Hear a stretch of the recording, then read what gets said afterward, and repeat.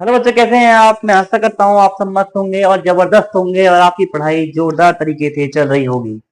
आज का हमारा टॉपिक होने वाला है बॉन्ड पैरामीटर के ऊपर। और कल हमने पढ़ाया फॉर्मल चार्ज, और आज हम इसके थोड़े से एग्जाम्पल के बारे में बात करेंगे इस क्लास के बाद। ठीक है, मतलब दो क्लास में आज इसके हम एग्जाम्पल के बारे में बात कर भी करेंगे और बॉन्ड पैरामीटर के बारे में पढ़ेंगे। ठीक है, तो आज हम पढ़ने वाले हैं बॉन्ड पैरामीटर। और बॉन्ड पैरामीटर में चार प्रकार के हम पढ़ने वाले हैं, चार टाइप पढ़ने वाले हैं। एक होता है बॉन्ड लेंथ, बंध लंबाई। दूसरा होता है बॉन्ड ऑर्डर, बंध क्रम। तीसरा होता है बॉन्ड एंगल, मतलब बंध कोण। चौथा होता है बॉन्ड एंथैल्पी। बॉन्ड एंथैल्पी को बोलते हैं जालक ऊर्जा। इसको एक प्रकार एक नाम से और जानते हैं, इसको हम बोलते हैं डेसिसिएशन एनर्जी। डेसिसिएशन डेसिसिएशन एनर्जी मतलब कि बंद बॉन्ड को तोड़ने के लिए जितनी एनर्जी हमें चाहिए उसको बोलते हैं डेसिसिएशन एनर्जी। ठीक है, तो हम वन बाई वन करके हम आज इसको सबसे पहले हम पढ़ेंगे बॉन्ड लेंथ के बारे में। बॉन्ड लेंथ में क्या बताया जाता है कि देखो, दो एटम होते हैं, दो एटम के न्यूक्लियस होते हैं। न्यूक्लियस के जो न्यूक्लियस जो होता है, जो बॉन्ड बॉन्ड से बंधा होता है, न्यूक्लियस से दूसरे एटम के न्यूक्लियस तक की जो बीच की दूरी होती है उसे बोला जाता है बॉन्ड लेंथ। ठीक है, तो वही मैंने लिखा है, किसी बंधित परमाणु के नाभिक के बीच की औसत दूरी को क्या बोला जाता है? बॉन्ड लेंथ बोला जाता है। इसको एंगस्ट्रॉम से दर्शाया जाता है, एंगस्ट्रॉम से दर्शाया जाता है। तो होता क्या है कि ये एक्चुअल में क्या होता है कि देखो, एक ये एटम है, ठीक है, एक ये एटम है सपोज। ठीक है, दूसरी बात कि ये इसका नाभिक हो गया, ये इसका न्यूक्लियस हो गया, ये इसका न्यूक्लियस हो गया। ठीक है, इसको हम इस हिसाब से बीच में से काट लेते हैं, इसको हम काट लेते हैं। ठीक है, इन दोनों के बीच की दूरी, ये जो दूरी है, इसको क्या है, इन दोनों के जो बीच की दूरी है इसको क्या बोला जाता है? Bond length. इस हिस्से को क्या बोला जाता है? Bond length. ठीक है, और इसी को किससे प्रदर्शित शो करते हैं? एंगस्ट्रॉम से शो करते हैं। ठीक है, तो अब इसमें पता क्या चल रहा है कि देखो, बॉन्ड लेंथ बढ़ रही है। तब बॉन्ड लेंथ बढ़ रही है, देखो जैसे जैसे इसकी बॉन्ड लेंथ बढ़ती है, मेरे को सपोज करना कि बॉन्ड लेंथ इन प्रपोर्शनल होती है एटॉमिक साइज। एटॉमिक साइज, ये बात याद रखना। यदि बॉन्ड लेंथ एटॉमिक का साइज बढ़ेगा, एटम का साइज बढ़ेगा, तो उसकी बॉन्ड लेंथ बढ़ जाएगी। और यदि बॉन्ड लेंथ बढ़ जाती है तो वो का जो उसकी लेंथ होती है वो क्या होती है? बहुत वीक हो जाता है बॉन्ड। जब ज्यादा लेंथ होती है ना बॉन्ड की, तो क्या हो जाता है? वो वीक बॉन्ड हो जाता है। यदि बॉन्ड की लेंथ कम है तो बॉन्ड क्या होगा? स्ट्रॉन्ग बॉन्ड होगा। ठीक है, ठीक है, इतनी बात समझ गए होंगे कि बॉन्ड लेंथ बढ़ेगी, एटम का साइज बढ़ेगा तो बॉन्ड लेंथ बढ़ेगी। अब इसके थोड़े से प्रभावित करने वाले कारक हैं, कौन कौन प्रभावित करता है इस चीज को, बॉन्ड लेंथ को, बॉन्ड को, तो वन बाय वन करके समझते हैं।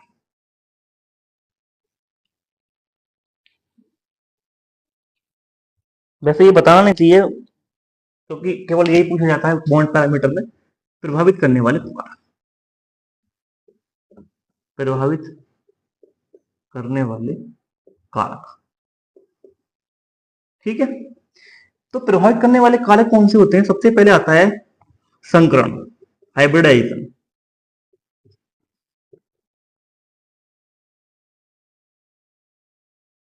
ठीक है, हाइब्रिडाइजेशन में क्या होता है कि देखो, sp होता है, sp संकरण सुना होगा, sp2 सुना होगा और sp3 सुना होगा। ठीक है, ये तीन संकरण सुना होगा।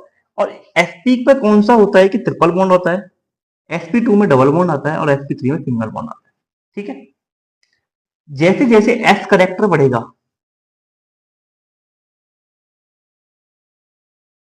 x करेक्टर बढ़ेगा, बॉन्ड लेंथ घटेगी। ये बात याद रखो।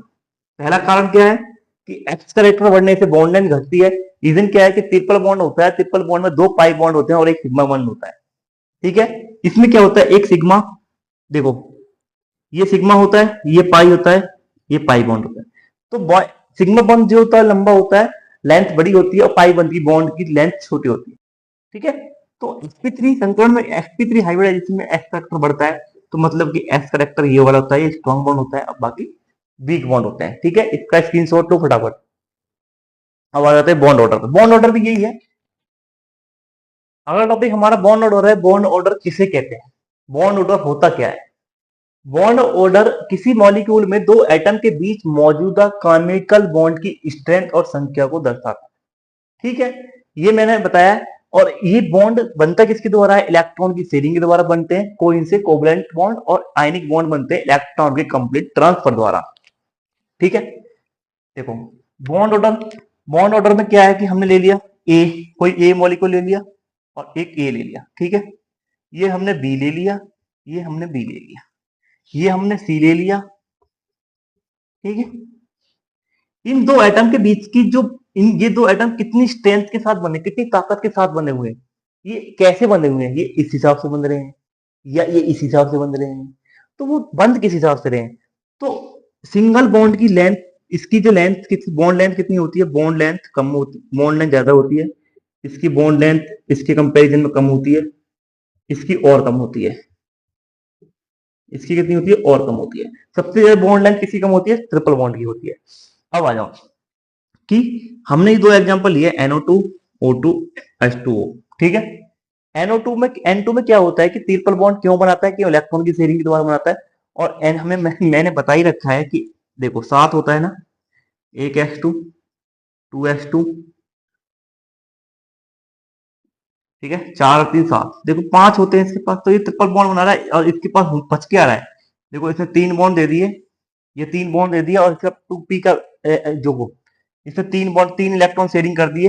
ठीक है, जो तीन इलेक्ट्रॉन शेयरिंग करने के बाद इसने क्या किया? ट्रिपल बॉन्ड बना लिया, तीन बॉन्ड बना लिए इसने N2 ने। समझ में आया? अब ये क्या है कि बॉन्ड ऑर्डर बढ़ता है, तो बॉन्ड ऑर्डर बढ़ता है तो बॉन्ड लेंथ घटती है, बॉन्ड ऑर्डर घटता है तो बॉन्ड लेंथ घटती है। तो हमें याद क्या रखना है कि बॉन्ड ऑर्डर इनवर्सली प्रोपोर्शनल होता है बॉन्ड लेंथ के। बस, यदि बॉन्ड लेंथ घटेगी तो बॉन्ड ऑर्डर बढ़ेगा। ये हमें वेस्पार थ्योरी में पढ़ने वाले हैं। इससे पहले मैंने ये सब पढ़ा दिया, तो मुझे फायदा हो गया और आपको भी फायदा हो गया। मुझे कम समझाना पड़ेगा और आपको समझ में अच्छा आ जाएगा। ठीक है, अगला टॉपिक हमारा है बॉन्ड एंगल। तो बॉन्ड एंगल होता क्या है एक्चुअल में कि केंद्रीय परमाणु से जुड़े दो सह संयोजित बंधों के बीच बनने वाले कोण को क्या बोला जाता है? बंध कोण, मतलब बॉन्ड एंगल।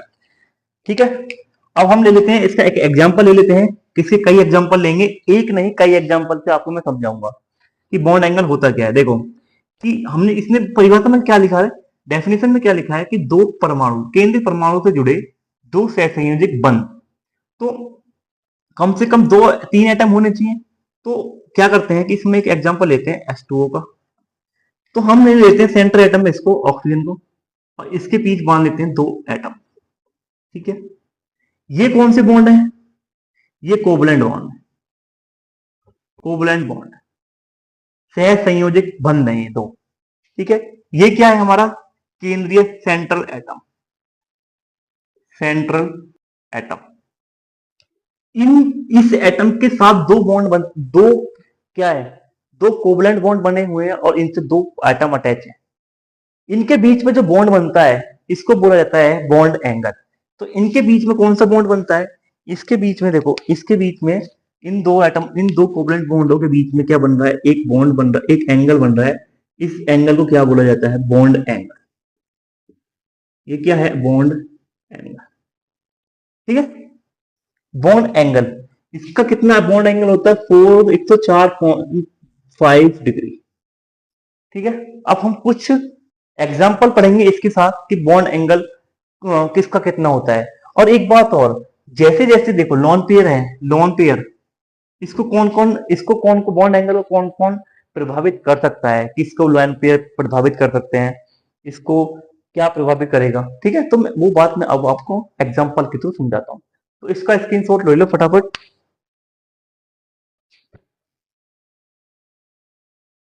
सबसे पहले हम ले लेते हैं CH4। एक एग्जाम्पल हमने ये ले लिया। तो CH4 में क्या होता है, इसकी सेंट्रल एटम है हमारा और इसके साथ हम इसको बांध देते हैं। तो क्योंकि चार हैं, दिख रहा है, ये दिख रहा है कि ये इसके पास CH4 है और इसके पास चार कोवलेंट बॉन्ड मैंने लगा दिए।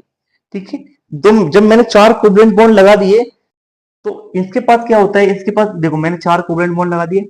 अब इन हमें क्या करना है? इनका बॉन्ड एंगल देखना है, इनका बॉन्ड एंगल देखना है, इन सबके बीच का बॉन्ड एंगल। इन सबके बीच का बॉन्ड एंगल कितना होगा? 160 डिग्री। 160 डिग्री, ठीक है, 160 डिग्री इनके बीच का बॉन्ड एंगल होता है। इन जब यदि 160 109 डिग्री होता है, सॉरी 109 डिग्री, 109.5 डिग्री, तो इनके बीच का बॉन्ड कितना होता है? 109.5 डिग्री। अब आ जाते हैं बात, कहां बात आती है? प्रभावित। देखो, यदि लोन पेयर प्रेजेंट है, यदि लोन पेयर प्रेजेंट है, बॉन्ड एंगल घट जाता है, ठीक है। यदि लोन पेयर प्रेजेंट है तो बॉन्ड एंगल घट जाता है। कैसे? कि हमने ले लिया NH3, NH3 के ऊपर कितना है? देखो, एक लोन पेयर है, इसके पास एक लोन पेयर है, ठीक है, इसके पास एक लोन पेयर, 5 होते हैं ना, इसके पास 2 लोन पेयर है, 3, सॉरी 1 लोन पेयर है। तो क्या होगा? देखो, ये हुआ, एक बैंड बॉन्ड यहां लगा दिया, एक यहां लगा दिया, एक यहां लगा दिया, ठीक है। यदि ये टेट्राहेड्रल स्ट्रक्चर होती, ये वाली स्ट्रक्चर होती, ये sp3 हाइब्रिड है और ये भी sp3 हाइब्रिड है, परंतु इसका बॉन्ड एंगल 109.5 डिग्री है और इसका बॉन्ड एंगल 160 डिग्री है। 2 डिग्री का अंतर क्यों आया? 2 डिग्री का अंतर क्यों आया? इस लॉन पेयर की वजह से। अब आपको मैं पढ़ाने वाला हूं वेस्पर थ्योरी में, वेस्पर थ्योरी में lone pair, bond pair, lone pair, lone pair, bond pair, bond pair, repulsion.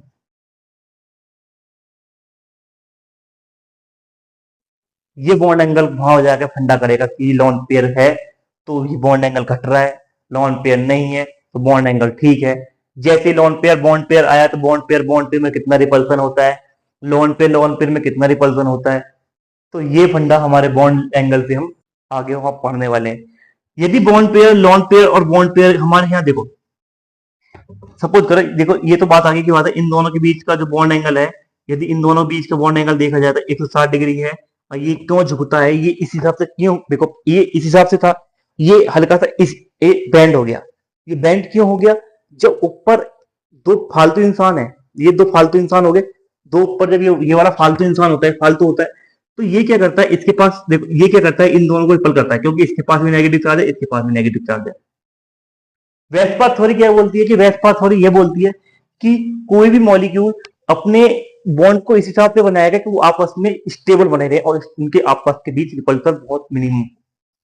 यहाँ क्या हो रहा है कि देखो, यहाँ कितना गैप है, यहाँ कितना गैप है और यहाँ कितना गैप है। यहाँ क्या हो रहा है कि ये लॉन पेयर, जैसे ही लॉन पेयर आया, इसमें क्या हुआ? आप बॉन्ड पेयर और लॉन पेयर के बीच में क्या हुआ? ज्यादा रिपल्सन होने के कारण ये क्या हुआ? बैंड हो गया। और जब बैंड हो गया तो कोई भी वस्तु को बैंड हो जाती है तो बॉन्ड का एंगल अपना आप हट जाता है, ठीक है। तो मैंने, आई होप मैं आप समझाने में सफल रहा हूँ, ठीक है। तो इसका स्क्रीनशॉट लो।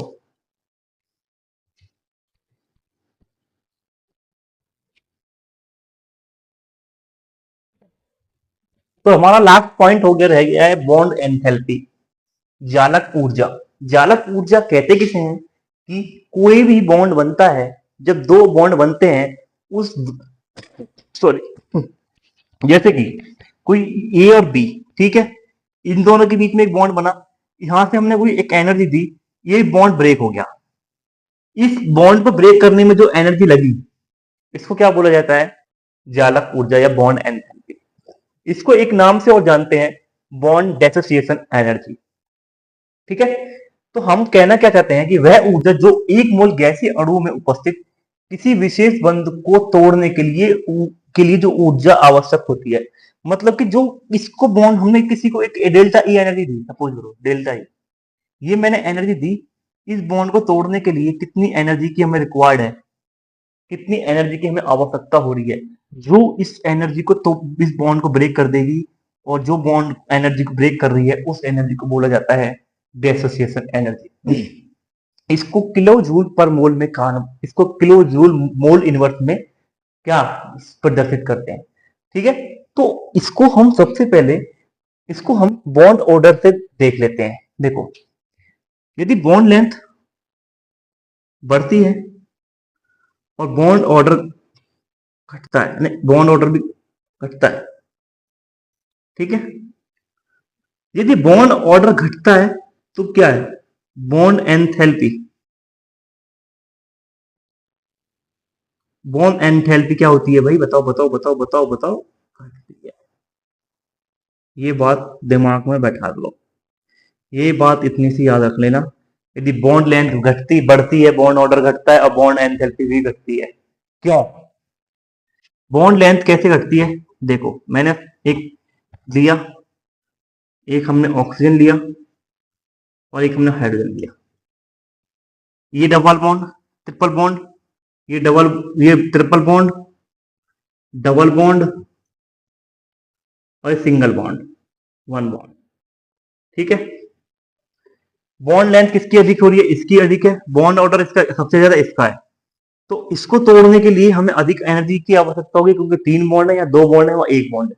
अब आप बताओ कि 1 रस्सी और 3 रस्सी और 4 रस्सी में किसका अंतर ज्यादा है? वो भाई, एक लकड़ी को आप नहीं तोड़ दोगे, 2 लकड़ी को देखो, मैं मानो कि मैं एक खली मार कर लिया, मैंने इसको थोड़ी सी प्रेशर दिया, तोड़ दिया। इस पे मैं थोड़ा सा और ज्यादा प्रेशर लगाऊंगा, इन 2 मार्कों को मैं खुद जान लगाऊंगा, नहीं टूटेगा। यदि इसको मैं तीनों मार्कों को एक साथ तोड़ने लगूं तो मैं तोड़ तो दूंगा, पर इसको कितनी एनर्जी दूंगा, अपने अपने बॉडी से कितनी एनर्जी मैं इसको दे रहा हूं, उसको क्या बोलेंगे? जो इसको तोड़ देंगे उसको क्या बोलेंगे? बॉन्ड एन एन उसको बॉन्ड एंथैल्पी बोलेंगे।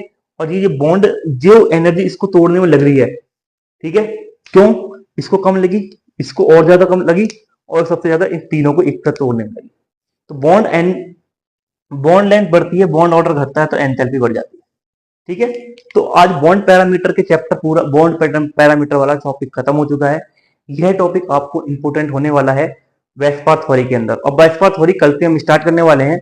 कम से कम वो बहुत बड़ा टॉपिक है, उसको 3 क्लास में मैक्सिमम, मिनिमम 3 क्लास के अंदर मैं उसको खत्म कर दूंगा, और बहुत ही डिटेल में मैं उसको पढ़ाऊंगा। जितना मुझे उसको पढ़ाने में आएगा उतना आपको समझने में आने वाला है। ठीक है।